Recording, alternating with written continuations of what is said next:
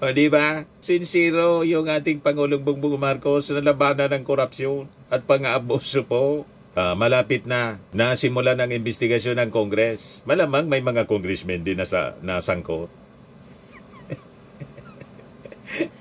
O di ba? Hindi lang mga senador. Ang sabi ni Senator Joel Villanueva, wala niyang sangkot yan na mga senador. A day after, biglang lumabas yung balita na link kay Chis Escudero, yung isa sa kontratista na kumurner ng bilyon-bilyong kontrata. Taga Sorsogon.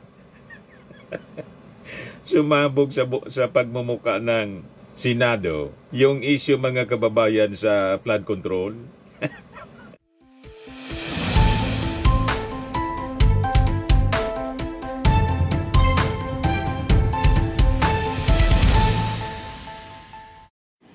Hello po mga kababayan, si Dante Maravillas, Bicolano vlogger, broadcast journalist from Albay. Pag-usapan natin mga kababayan yung pa-presscon ni dating DILG Secretary and now Antipolo City Congressman Ronaldo Pono. Kasi sa presscon kahapon, medyo napikon-pikon itong si Ronnie Pono, Deputy Speaker po ng Kongreso, sa mga patutsada ni Chis Escudero. Itinuturo niya yung Congress na nasa likod daw ng demolition job laban sa kanya. Madaling sabi, sinisiraan sa issue ng flood control na pangalanan kasi yung kontraktor na kaibigan niya.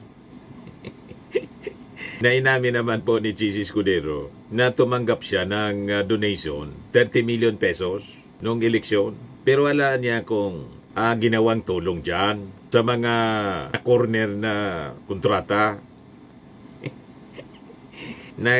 Poncio Escudero naging Poncio Pilato si Escudero. Palitan natin yung pangalan niya, ni Chis Escudero. Palitan natin ang Poncio Escudero. Nagugas kamay mga kababayan. Sabi nga natin, sino maniwala na hindi niya tinulungan? Siya lang yung tinulungan. Siya walang tulong na ibinigay doon sa kanyang kontraktor para makorner yung mga flood control projects. Anyway, so itinuturo niya somebody sa Congress niya yung nasa likod ng demolition job. Medyo napikon-pikon si Deputy Speaker Ronnie Pono. Pangalanan mo anya. Huwag ka niya masyadong kabahan. Huwag na siya masyadong kabahan. Pono gives friendly advice to Escudero amid contractor controversy. Enough is enough niya on demonization of House regarding budget. Yan po si Ronnie Pono.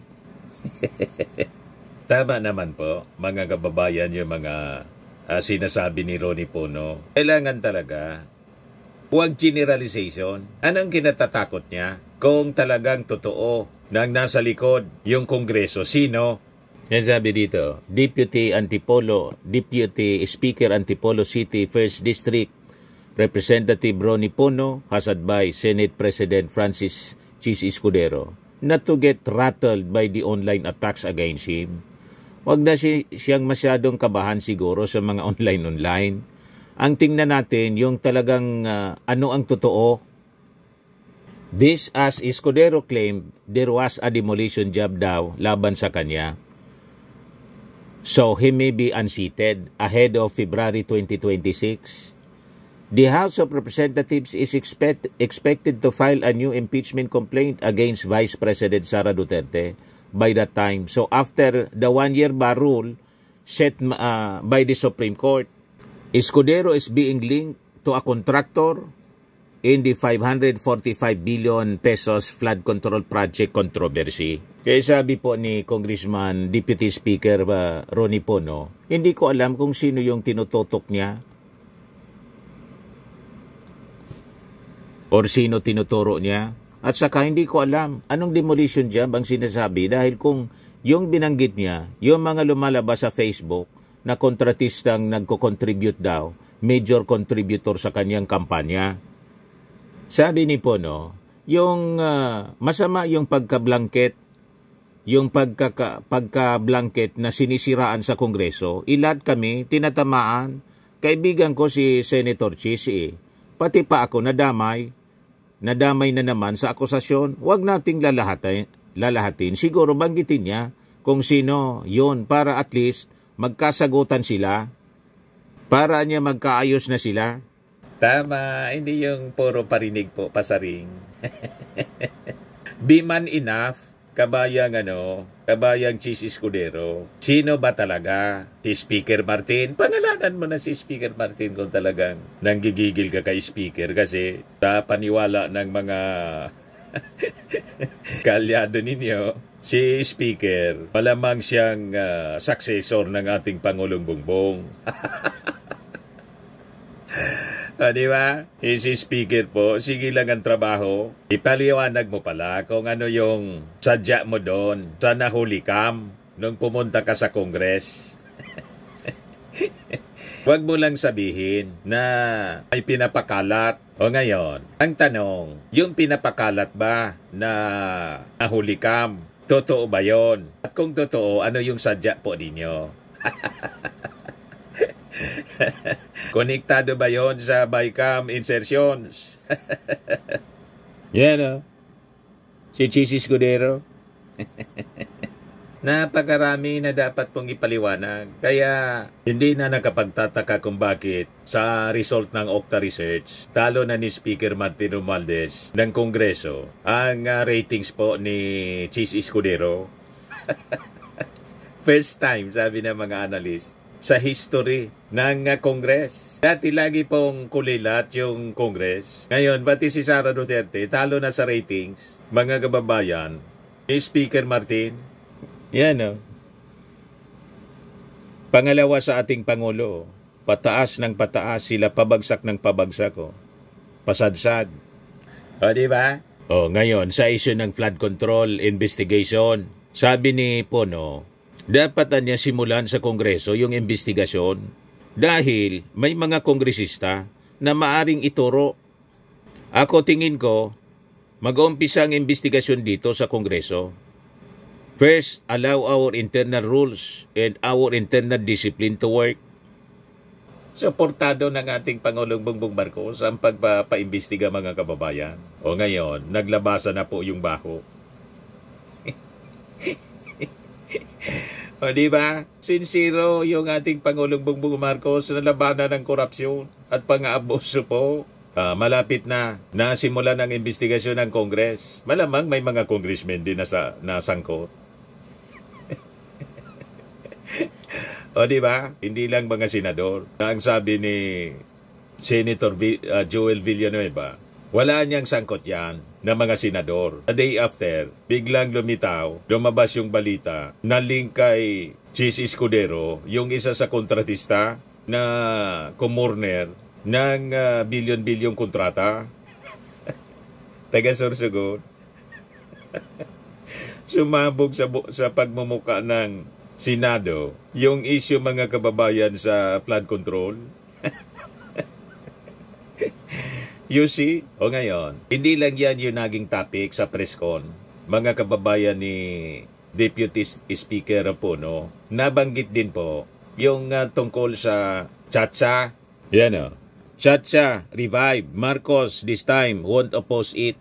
Dapat talaga mag-Chacha na po, mga kababayan, para mag-unicameral na lang po tayo. Balik tayo sa unicameral, kasi wala na po, nasira na yung Senado.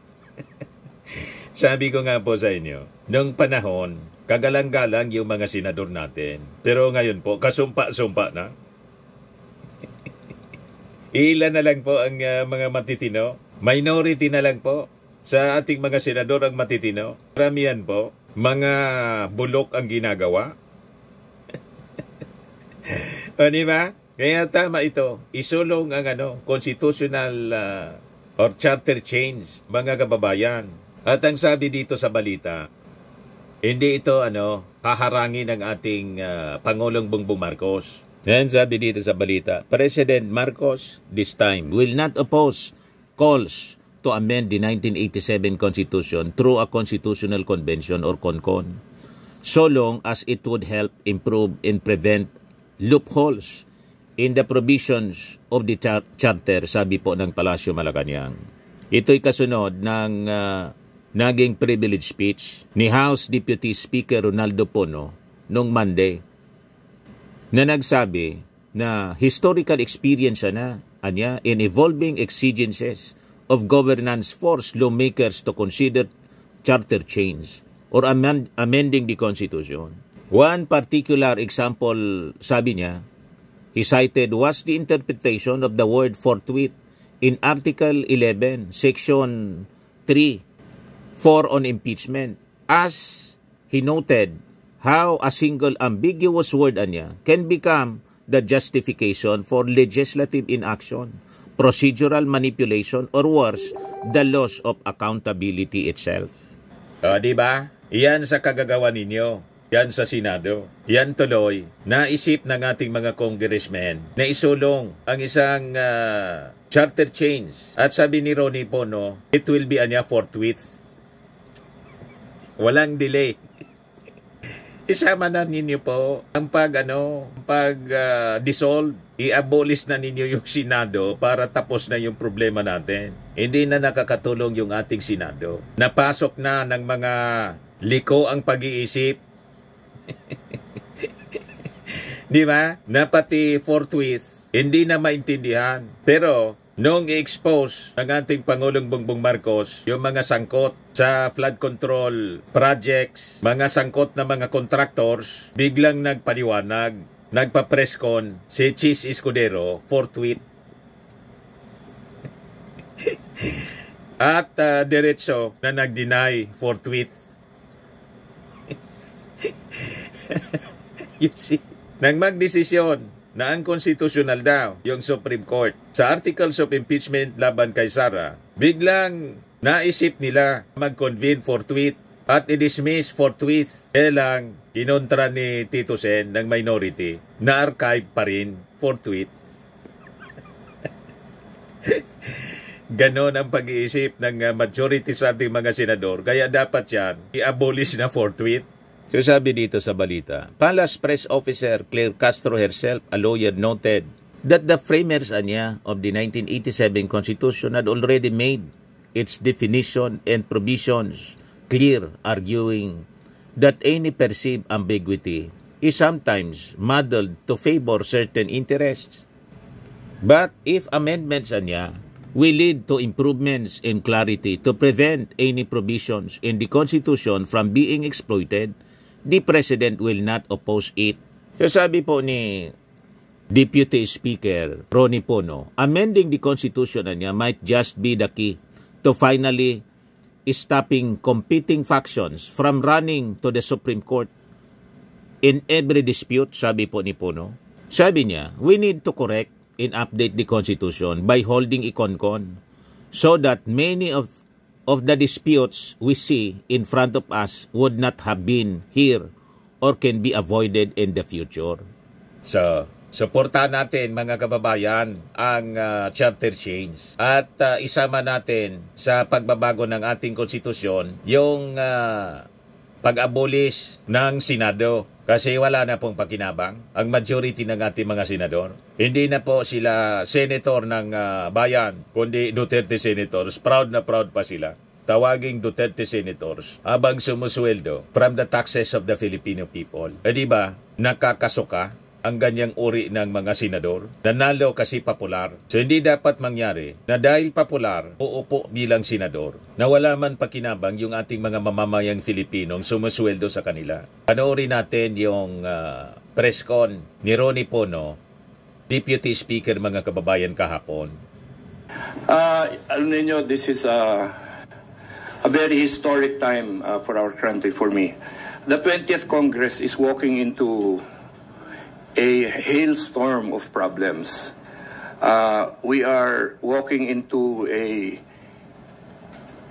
number of severe disputes between the two houses of Congress. We are walking into many controversies that have been brewing over the past couple of years. And we are coming in the aftermath of a national election that showed us, elected officials, that the minds of our people are changing, that they are becoming more vigilant about the things that happen in government. We are also walking into a period of severe division in our country. I think at no other time have we seen different groups, different political groups, so seriously aligned against one another, that the national agenda is always being affected by these factors. I have talked to our members in the National Unity Party, and we have come together to try to address many of the issues that we face today. And we try to address the root causes, not just the things that we see in front of us. We try to figure out why all of these things are happening. One of the things that we have found is that there are constant cases being filed in the Supreme Court, which have to do about interpretation of constitutional provisions. You know, everybody has been saying for the past 20, 30 years that the Constitution needs a lot of correction already. Because the Constitution was first drafted for a unicameral government, unicameral legislature. But towards the end of the Constitutional Convention, there was a sudden change to a bicameral legislature. However, many of the provisions in the Constitution remained as provisions for a unicameral legislature. And so this has led to a lot of problems over the many decades past. There's always been disagreement about whether votes should be joint or separate, whether the Constitution meant this or that. There are other things that have cropped up because of modern issues such as the West Philippine Sea. And our Constitution has not been flexible enough to address all of these issues. So instead of diving into the controversies that beset all of us, we believe that the best course of action is try to attempt a solution at the root cause of this. We believe that if we correct and update our Constitution now, that many of the disputes that we see in front of us would not have been here or can be avoided in the future. Little things like the meaning of certain words, always cause disagreement and confusion among everyone. So nakakahiya sa ating mga kababayan, ang lagi natin pinag-aawayan ay kung anong ibig sabihin ng isang salita. Siguro naman iisa lang diksyonaryo yung sinusundan natin lahat. Kung bakit napakaraming kahulugan ng isang salita na ating babanggitin, ay hindi nila siguro naiintindihan. So para mawala na lahat itong mga alinlangan na ganito, naisip namin na magpaandar na tayo ng isang constitutional convention. Bakit constitutional convention at hindi constituent assembly katulad ng mga panukala ng iba naming mga kasama dito sa Kamara? Ang constituent assembly, dagdag trabaho sa congressman at sa senador. In other words, sa ibabaw ng lahat ng ginagawa naming mga trabaho, nakikita nyo naman, inuumaga yung Congress dito kuminsan, kakatalakay sa mga panukalang nasa harap namin. Kung dadagdagan nyo pa yan ng mga paggamot ng mga problema sa konstitusyon, wala na talagang mangyayari dito. Hindi matatapos yung karamihan na napaka-importanting trabahong gagawin. Sa budget lang, nakikita natin pag may budget deliberations dito, di ba? Lahat tayo dito ay inuumaga. At yan wala pa masyadong nagtatanong. Ngayon sa panahon na ito na ang daming mga tanong tungkol sa ating mga budget, siguro asahan nyo na magkakapuyatan tayo sa mga darating na buwan. Kung patungan nyo pa yan na mga panukala ng pagbago sa ating saligang batas, ay talagang wala nang mangyayari. So para hindi maantala yung pagbabago na kailangan natin sa saligang batas at hindi naman matabi yung mga trabaho natin dito sa legislatura, naisip namin mag-constitutional convention na tayo. At diyan siguro ay maaari tayong kumuha ng mga bagong mga mamumuno at namumuno sa ating mga distrito, yung mga taong talagang sagad sa pag-aral sa ating mga batas at saligang batas. At sila na siguro ang tutulong sa atin magdala sa ngayong panahon ng mga dapat ipasok sa ating saligang batas. So yun, yan ang rason kung bakit gagawin namin yung panukalang yan na magkaroon ng Constitutional Convention at yan gagawin namin forthwith. Diba? Forthwith, mga kababayan. I-support natin ang Constitutional Convention para i-revise yung ating konstitusyon, mga kababayan. Para ma-address natin ang mga kaguluhan at hindi pagkaka-inintindihan. Pati yung forthwith. Naging iba-iba na po yung kahulugan. Kailangang linawing mabuti. Nasabi nyo na while the forthwith was intended to signal urgency and mandatory action, its implementation has been repeatedly delayed, sidestepped, or redefined. Kayo po, sir, with this proposal nga for constitutional convention, ano po ba yung nakikita nyong magandang maging hakbang para maisaayos tong particular word na talagang pinagtatalunan po ngayon patungkol nga sa issue ng impeachment? Mga proseso ng hudikatura, no? Kadalasan may mga specific na period, no, na sinasabi. Magpa-file ka ng kaso, you have to answer within 7 days, 10 days of the filing. Normally nakalagay kung ilang araw, no? Yung forthwith kasi walang araw yun no? So, dapat siguro sa mga provisions ng ating saligang batas relative to impeachment, sa mga darating na panahon, ilagay na natin yung mga period, parang katulad ng kahit anumang proseso sa husgado, di ba? Lagyan natin ng araw, pagka nag-file yung Congress dito, kailangan within 7 days, umpisa na yung hearings. Ganon. Kasi pag malinaw na 7 araw, 7 araw yun. Yun, mahirap na sigurong i-forthwith yun. Di ba? Pero ang problema kasi, maraming mga salita sa ating saligang batas, hindi sinasabi talaga kung ano ang specific na ibig nilang sabihin. So, yan, halimbawa, yan, sa impeachment talaga, ang magiging panukala namin dyan, ilagay yung period. Talagang ilang araw, ilang oras, ilang linggo, talagang malinaw para wala nang pag-uusapan na kung kailan ba talaga yan. Di ba? Opo. And last na lang po from my end, DS Puno, kung matutuloy itong itinutulak nating Constitutional Convention, sa inyong palagay, paano mas isusulong yung accountability sa government at paano mas mapupursue yung mga katulad ng impeachment or other measures para talagang magkaroon ng accountability sa mga opisyal ng gobyerno, sa mga ahensya ng pamahalaan? Alam mo, accountability is a moving thing. Di ba? Accountable tayo dapat araw-araw. Hindi lang sa mga kung anong panahon. So, maraming mga proseso dapat ipasok dyan to ensure accountability. Yung impeachment ay isa lang yan. Ang impeachment kasi inalagay yan sa mga taong mga constitutional officers, no? Na hindi mo pwedeng basta-basta tanggalin. Di ba? So, constitutional officers, for example, hindi mo pwedeng alisin sa gitna ng kanilang mga termino bago matapos yung kanilang nakalaad na termino. Kaya nagkakaroon tayo ng impeachment. Meron din tayong proseso sa accountability na pupunta sa ombudsman na kahit anong oras pwede kaming mga public officials demandahin ng kung ano-anong kaso, dalhin sa ombudsman, nasuspindi rin sila doon. So accountability is all over the Constitution. It is all over our laws. I think that accountability is best served by people who demand it. No? Kasi kahit na may posibilidad na magkaso ka sa taong gumagawa ng hindi tama, kung hindi ka magkaso, hindi accountable yun. Kahit nandiyan yung proseso na will allow you or enable you to demand and expect accountability, kung hindi mo naman itulak yung proseso, wala rin mangyayari. So, nasa ating mamamayan din yan na dapat gising sila, makikita nila yung nangyayari sa kanilang mga paligid at lalong-lalo na sa kanilang mga pamahalaan.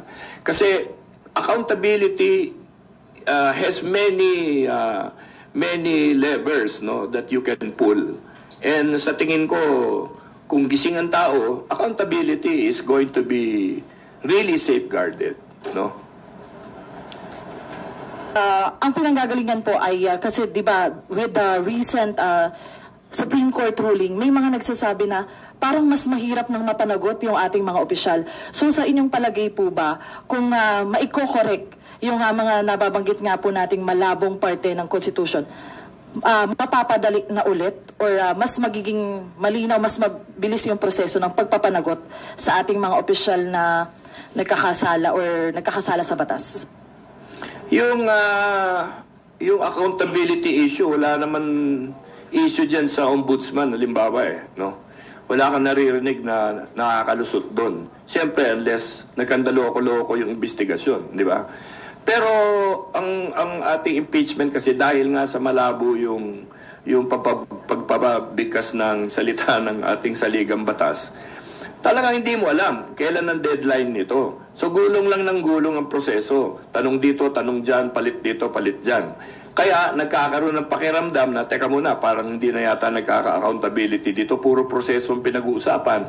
Diba? Nagtatalo tayo, hindi sa kung anong kasalanan o hindi kasalanan, kung hindi kung ano yung paraan at hindi paraan. No? Which hindi naman yan ang intention dapat. At tingin ko hindi yan ang talagang binalak ng ating mga gumawa ng saligang batas. So ayusin natin yan para wala na lahat itong mga alinlangan na ganito. Kita mo, dahil sa kagagawa ninyo dyan sa Senado, isusulong tuloy mga kababayan ng Congress yung charter change. O, di ba? Ito yung mga consequences ng mga mali ninyong aksyon.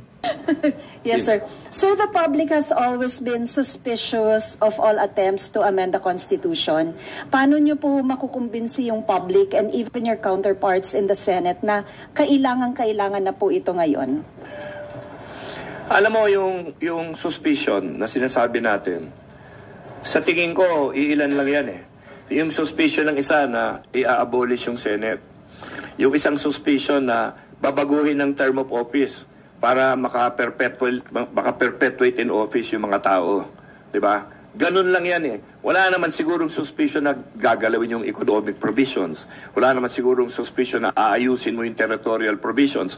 Doon wala tayong problema doon. Doon lang tanan kakaproblema. Ngayon, kayo ba, meron ba kayong problema kung magka-change in term of office? Siguro wala naman kasi hindi naman kayo mga opisyal, di ba? Wala naman kayong term of office. Kayo, ang term of office nyo nandun sa mga stasyon ninyo. Ang nagkakaalinlangan na ganyan, yung mga nasa pwesto, di ba? So, kumbaga, para sa akin, may pagka-self-serving, ano ha? Pero ganun pa man, that's a reality, katotohanan yan, dapat natin harapin yan. Ako, personal, no, hindi naman ako nag-iisip na dapat gawin natin unicameral. Kasi nandito ako sa bicameral legislature eh. Diba? Sa tingin ko, okay ito. Ngayon, kung yan ang magiging decision ng ating CONCON later on, tatanggapin ko. Pero hindi ako naghahabol ng kung ano-ano. Kaya hindi ako natatakot. Alam niyo, yung mga term of office, alam mo, siguro, hindi naman tayo tatanda hanggang 100 kagaya ni Senator Enrile. So, hindi naman ako nag-iisip na para palawakin yung term of office. Pero ganun pa man, dapat tanggapin natin mga alinlangan yan ng mga tao na kailangan natin pumawar dito sa desisyon natin para sa CONCON. Ang sa akin ganito, pumapasok kami dito, dala namin ang panukala para sa Constitutional Convention. Wala kaming iniisip na specific na amyenda na gustong gawin. Ang proseso na gagamitin natin is, sa tingin ko, dapat katanggap-tanggap sa lahat. Alam niyo yung CONCON, dalawang steps yan eh. Unang-una, kailangan magkaroon ng joint resolution calling for a constitutional convention. Yung joint resolution na yan, kailangan yan is 2/3 vote. So, 2/3 vote dito sa House of Representatives at 2/3 vote sa Senado. Hindi ipagsasama yan, separate voting. Pag natapos na yan, magkakaroon tayo ng batas. Magkakaroon ng bill implementing law para sa Constitutional Convention. Anong ilalagay doon? Ilalagay doon kung ilan ang miyembro ng Constitutional Convention, saan sila kukunin, mga distrito ba yan, mga appointed ba yan, ganon. Ano yung mga magiging order of business ng Constitutional Convention? Di ba ilalagay mo ngayon doon? Sino ang gagawa ng order of business? Paano i-desisyonan lahat ito mga to? Rules of the House, in other words. Gagawa rin nun. So maraming pamamaraan sa tingin ko pagdating natin dun sa paglaad ng batas sa pagtatag ng Constitutional Convention na maaring lagyan ng safeguard para hindi mag-nervyos yung mga senador na ma-abolish sila or mag-nervyos yung gusto magpresidente na perpetuate in office yung mga ibang nandiyan na sa pwesto. Para mawala na yon, kasi sila naman siguro gusto lang naman nila matuloy yung kanilang pagsaserbisyo at paglingkod sa ating mga kababayan, which is okay naman yon. That's a fair motivation to have. Pero kami dito na naglalapit nitong Constitutional Convention, ang iniisip ko, basta ang sa amin, dapat magkaroon ng Constitutional Convention. Ang gusto lang namin ayusin dito, yung mga vagueness, ambiguities, at yung mga hinakalimutan na banggitin dito sa ating saligang batas. Yung mga bagay na pagpapapalit ng form of government, etc., wala kaming planong ganyan at wala kami iniisip na ganyan. I'm sure maraming magkakaisip ng ganyan. Pero kung gusto ng Senado or kung sino man opisyal dito sa House, kahit saan, na limitahin nila yung mga pag-uusapan ng Constitutional Convention, siguro pwedeng pag-isipan yan. Para makagawa tayo ng isang batas, implementing law, pag na-call na yung Constitutional Convention, na makakasiguro ang lahat na yung convention na yan ay hindi tatalakayin yung mga hindi dapat, yung mga ayaw ng ating mamamayan na kanilang pag-usapan. So, paano yan? Hindi pa natin alam kasi siyempre dadaan pa yan sa maraming pag-uusap. Pero sa tingin ko may paraan kung paano natin gagawin yan. Doon tayo pupunta matapos natin makumbinsi lahat na magpatawag tayo ng Constitutional Convention. Di ba? Kung paano at anong gagawin pagkatapos nun, tsaka na lang natin pag-usapan. Ngayon, kung doon sa batas hindi nagkasundo kahit sino, hindi matutuloy yung Constitutional Convention. So para sa akin, unahin natin ito, gumawa muna tayo ng joint resolution to call for a Constitutional Convention, mag-agree sana yung Senado, doon na lang tayo magtalo sa mga proseso na gagamitin pag natuloy na yung Constitutional Convention. O ngayon, naitanong din sa press con mga kababayan kay House Deputy Speaker Ronnie Pono yung naging challenge ni Sara Duterte. Nailabas din daw yung mga travel documents kasi di ba inanapan ng trabaho itong si Sara Duterte. Nag-deny na ano nga yung sinasabi nila na habitual absences ko. Saan anya? Sabay amon sa Congress. Ito, mga kababayan, yung sagot ni Congressman Deputy Speaker Pono. Statement ngayon si Vice President Duterte, ang sabi po niya, ilabas din siguro nila yung travels ng mga members ng House of Representatives bago sila magtuturo ng mga tao na constant travel. As Deputy Speaker po, how will you reply to that statement? Agree ako. Lahat tayo. Maglabasan tayo ng travel. May dalawang klaseng travel, official travel at personal travel.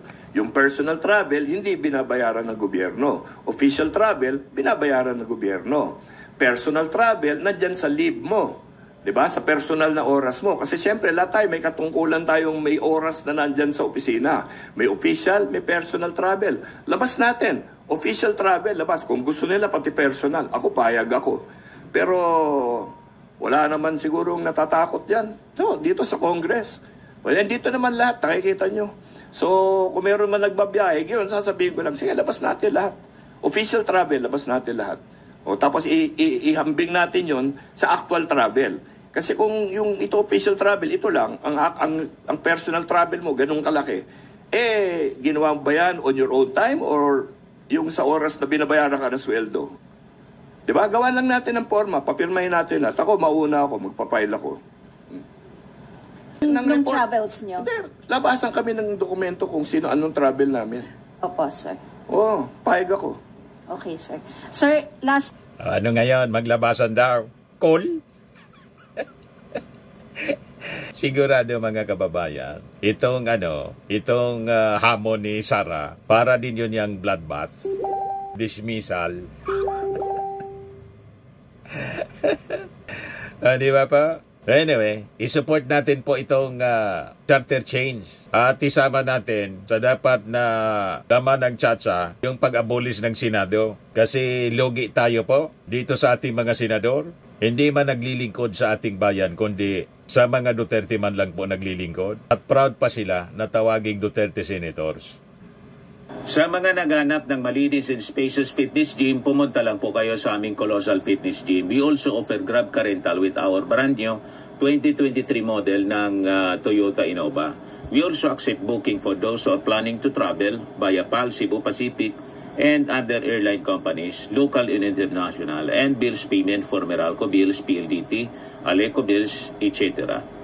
Ang Colossal Fitness Gym is located at 3rd floor Security Bank Building, Landco Business Park, Legazpi City, Albay. For inquiries, look for Chilon Maravillas. Contact number 0966-802-0949. Yan yung aming Innova. Lagi na pong matao sa amin. Pati mga foreigners po, tingnan ninyo. Mga British tourists sila. Ang lalaki ng katawan na, mga kababayan, nag-gym sa amin. Ito naman po, Indian National. Ito mga mga European sila. Ito naman yung bago naming product na binibenta online, Eye Glow Serum. Whitening po siya galing sa South Korea. Tingnan ninyo yung epekto sa aking anak na architect entrepreneur, Riz Maravillas. For inquiries, look for Riz Maravillas on FB. Ito naman po, Firmax Firming and Lifting Cream. Pinapahid po sa mga pulses and affected area. Mainam po ito sa mga pains at paninigas na mga kaso-kasuan.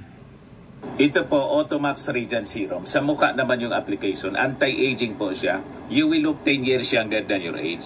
Ito naman po yung bago naming binibintang product online. I am worldwide amazing pure organic barley powdered drink mix from Australia.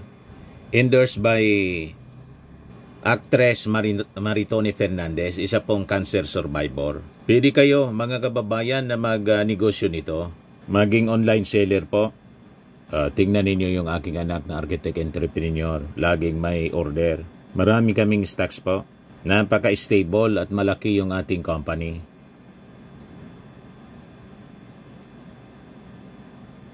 Tingnan nyo po ang mga distributors. Mayayaman. Mga bata pa. Ang health benefits niya po, boost immunity, improves digestion, enhance energy levels, packed with antioxidants, prevent cancer. Para sa inyo mga business inquiries and orders, contact nyo lang po kami at yung aking anak, Riz Maravillas. Sa mga mahilig po sa mga imported bags and wallets, i-message na lang po ninyo si Ma'am Eileen Rosales, Eileen Closet. Naka-base po siya sa Amerika.